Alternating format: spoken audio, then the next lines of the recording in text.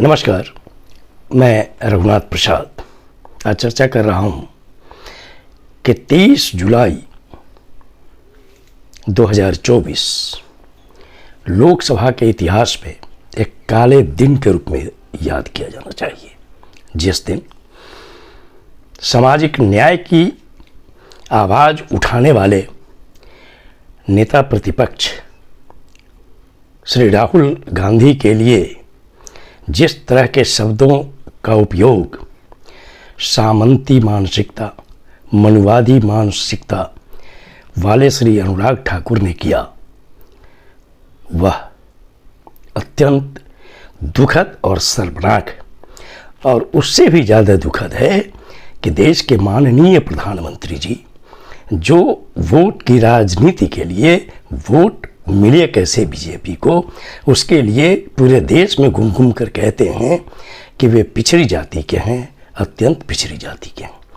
उन्होंने श्री अनुराग ठाकुर के बयान का समर्थन किया रीट्वीट करते हुए।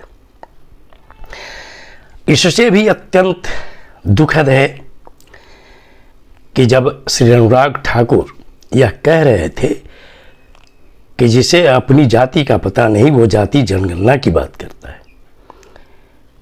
पता नहीं क्या संस्कार आदमी का, जिनके पिता हिमाचल के मुख्यमंत्री रहे, यही एक क्रेडिट है इनकी, जिसके कारण राजनीति में बहुत कम समय में इन्हें आशा से ज़्यादा मिल गया और बीसीसीआई के भी अध्यक्ष हो गए। आज इनके छोटे भाई भी बीसीसीआई में पदाधिकारी हैं। इसलिए लगता है कि इनके दिमाग में गजब तरह की फितरत भरी होती है। यही आदमी है जिसने 2020 में दिल्ली में कहा था, देश के गद्दारों को जूते मारो सालों को। यही संस्कार है इस व्यक्ति का। और जब यह आदमी श्री राहुल गांधी पर इस तरह की शर्मनाक और भद्दी टिप्पणी कर रहा था, तो पीछे बैठे जो सांसद थे बीजेपी के, वो मेज थपथपा रहे थे, ठहाके ले रहे थे। ये तो वैसा ही हुआ कि जब द्रौपदी का चीर हरण हो रहा था तो कौरवी पक्ष ठहाका मार रहा था। ये तो वही बात हुई कि नासे काल विनाशे बुद्धि। भारत का इतिहास रहा है कि जो मनुवादी प्रकृति के लोग हैं और ऐसे अनुराग ठाकुर जैसे लोग जो सामंती प्रवृत्ति के हैं, सामंती जाति से आते हैं, जिनका इतिहास रहा है पूर्व के शासकों की चाटुकारिता करके अपने सुख सुविधा को बनाए रखना, वे क्या बात करेंगे गरीबों की।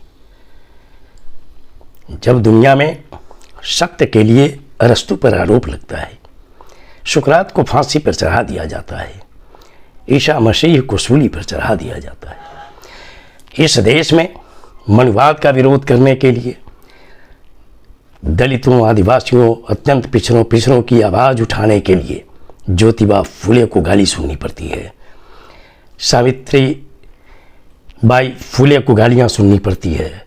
उनके शरीर पर कीचड़ फेंका जाता है, गोबर फेंका जाता है।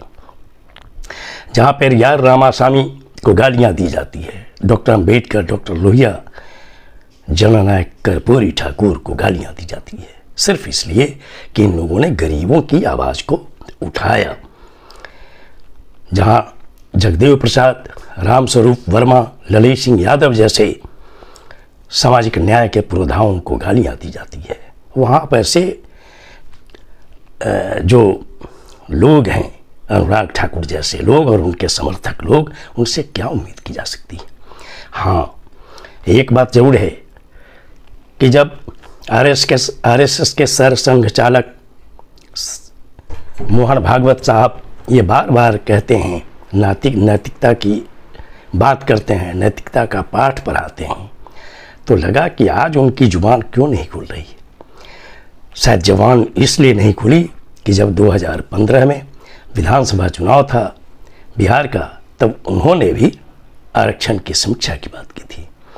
तो अब तो ये लगता है, ये घेरा कि 370 से ऊपर और 400 से ऊपर की जो एमपी की बात बीजेपी के लोग ताल ठोक कर कहा करते थे कि चूंकि उनके कुछ लोगों ने कहा कि संविधान को की समीक्षा की जाएगी, संविधान को बदला जाएगा। निश्चित तौर पर उनके मन में था कि ऐसा अगर हो जाएगा तो हो सकता है कि हम लोग मनुस्मृति की प्रणाली लागू करने में सफल हो जाएंगे। भारत की महान जनता ने ऐसा झटका दिया भारतीय जनता पार्टी को कि बहुमत से बहुत दूर फेंका गई और 2 बैसाखियों के सहारे चली गई। और अनुराग ठाकुर को लगता था कि पिछली सरकार में चूंकि उन्होंने इस ढंग से मोदी जी को खुश करने का प्रयास किया है कि इसमें बहुत बड़ा मंत्रालय उन्हें मिलेगा, शायद उनके मन के अंदर में खींच थी। इसलिए जब राहुल गांधी ने बजट की बखिया उधेड़ दी, चक्रव्यूह की चर्चा की और अंत जो उन्होंने किया कि जातिगत जनगणना कराई जानी चाहिए और उनकी सरकार अवश्य कराएगी, तो लगता है कि जो भी मनुवादी लोग थे उनके छाती पर सांप लूटने लगा। और यही कारण है कि ये भड़क गए और इस तरह की गलत बयानी उन्होंने कर दी। श्री अखिलेश यादव जी बधाई के पात्र हैं कि उन्होंने कड़े शब्दों में ये कहा कि आप जाति किसी की कैसे पूछ सकते हैं। शायद मुझे नहीं लगता कि भारतीय संसदीय इतिहास में इस तरह की नीची बात किसी ने की होगी। मैं पुनः माननीय प्रधानमंत्री जी से और भारतीय जनता पार्टी के शीर्ष नेतृत्व से अनुरोध करता हूं कि आखिर राजनीति के स्तर को, संसदीय विमर्श के स्तर को कितना नीचे गिराया जाएगा, इसको संभालिए। यह संसदीय लोकतंत्र के लिए जरूरी है। और चूंकि जातिगत जनगणना की बात राहुल गांधी ने की है और अनुराग ठाकुर ने इन तरह से अपमानित करने का उनका जो प्रयास हुआ है वह श्री राहुल गांधी का अपमान नहीं है, वो इस देश की जो सामाजिक न्याय की जनता है, अनुसूचित जाति है, अनुसूचित जनजाति, अत्यंत पिछड़ा वर्ग और पिछड़ा वर्ग, उन सभी का अपमान हुआ है। मैं अनुरोध करता हूं एनडीए के घटक Janata Dal United, TDP, LJP, हम, जेडीएस जैसी पार्टियों से कि क्या आप सामाजिक न्याय और जातिगत जनगणना का समर्थन नहीं करते? क्या आपकी जुबान खुलनी नहीं चाहिए? और साथ ही जो इंडिया घटक की जितनी पार्टियां हैं, चाहे वो समाजवादी पार्टी हो, राष्ट्रीय जनता दल हो, सारी वामपंथी पार्टियां हैं, टीएमसी हैं, दक्षिण भारत की जितनी पार्टियां हैं, डीएमके सहित, इन सभी लोगों का, माने सभी पार्टियों से अनुरोध है कि लोकतांत्रिक तरीके से, शांतिपूर्ण तरीके से राहुल गांधी जी ने जो अलख जगाई है जातिगत जनगणना की, इसके लिए एक चरणबद्ध तरीके से प्रोग्राम बनाया जाना चाहिए और पूरे देश में जातिगत जनगणना की मांग को आवाज़ दी जानी चाहिए ताकि भारतीय जनता पार्टी के नेतृत्व में जो एनडीए सरकार है वो मजबूर हो कि जातिगत जनगणना कराई जाए, ताकि ये पता लगे कि जिनकी जितनी संख्या भारी, उनकी उतनी हिस्सेदारी कैसे दी जा सकती है, जिसमें हर तरह के डाटे एकत्र किए जाएं।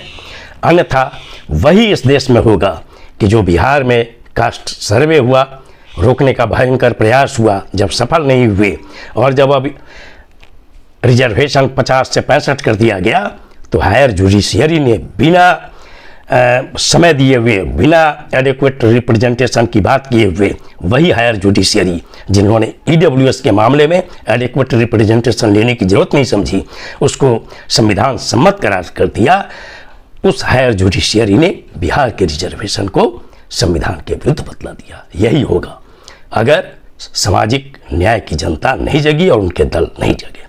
ये वीडियो आपको अच्छा लगा हो तो निश्चित तौर पर लाइक करें, शेयर करें।